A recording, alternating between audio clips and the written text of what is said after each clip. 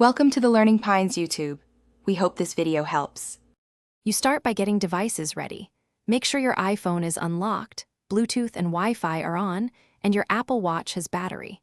You must use the same Apple ID on both devices because continuity lets maps sync.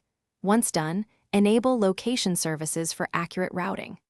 Open the Watch app on the iPhone and verify Maps is installed and notifications are allowed. Do this now so the pairing and permissions won't block the next steps. Next, you configure Maps and pick a route. On the Watch app, go to Maps and enable Show App on Apple Watch so the app appears.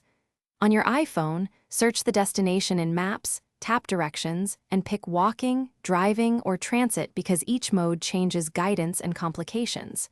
Then use the Share or Send to Watch option. This pushes the route immediately.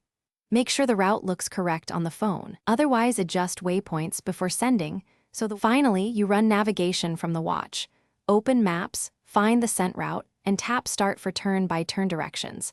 Haptic taps let you navigate without looking. Use the digital crown to zoom the map and press firmly for route overview so you can preview turns. This helps on busy streets.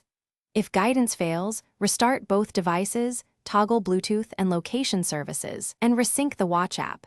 That usually clears connection or permission issues, so Maps works reliably.